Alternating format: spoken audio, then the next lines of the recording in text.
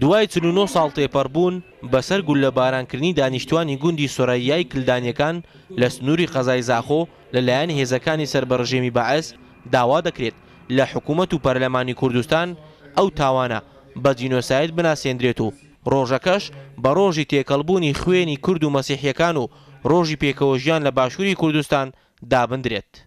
یەکەم تاوانە دەرحەق گەلی کوردستان کە لێرەوە لەو ڕۆژە تێکەڵبوونی خوێنی کوردی مسلمان لەگەڵ مەسیحەکان پێکەوە بوون. ئەوەش دەلالەتە کە ئێمە یەک مەسیرین و پێکەوە دەژین و هیوادارین لە خەڵکی لەگەلی کوردستان ئەو مەسیجە بۆ هەموو خەڵکی بنێرێت. لە 16 ئەیلولی ساڵی 1969 لەلایەن هێزێکی ڕژێمی بەعەز 39 کەس لە مەسیحی موسڵمانانی گوندی سۆرەیا گولەباران کران و 22 دیکەش بریندار کران. کەیسی تاوانەکە گەیەندراوەتە دادگای باڵای تاوانەکانی عێراق، بەڵام تا ئێستا زیان لێکەوتوان وەک زیان لێکەوتوانی تاوانەکانی دیکە قەرەبوو نەکراونەتەوە. پێویستە بناسێنە لە محکەمەی دەولی بێ لە محکەمەی ناوخۆ لە عێراق بێ و ئێمە بۆ ئەو مەبەستانە پێشتریش و ئێسایش بەردەوام بین بۆ ئەوی مەحامەکانمان داکوکی لەو کەیسە بکەین و بۆ قەرەبووکردنەوەی خەڵکی کوردستان بەگشتی و خەڵکی سۆریا بە تایبەتی.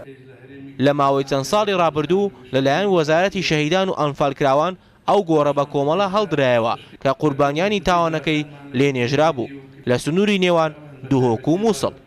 دوای 46 ساڵ ئێستا کورد و مەسیحی و کوردانی ئێزیدی و کاکەی و شەبەک بە جۆر و شێوازێکی دیکە ئاوارە بوونە و تاوانیان لە دژ ئەنجام دراوە.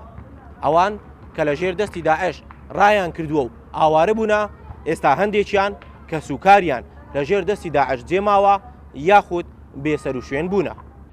مێژوو خۆی دووبارە دەکاتەوە.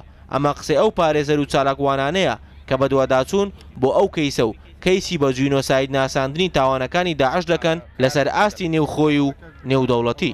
پشتی 46 ساڵ دیتر جارێکا دی تاریخ خود دووبارە کتەوە سەکینێ جارێکا دیژێ ئەم وەک پارێزەر ژیک وەک مناظەما جینۆسایدی محاولێکا جدید کینەوە جارێکا دی ئەو تاوانانی داعش هاتی نەکردن تۆمار بکینەوە و بکینە بابەتە جینۆسایدا دەولی و ئەمە چکۆ ئەف تاوانە بەردەوامن جینۆسایدی سەر ملەتی کورد.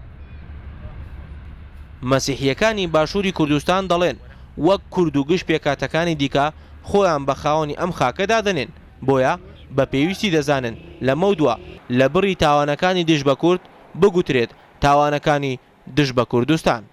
ڕەنجە جەمال، ڕوودا و هەولێر.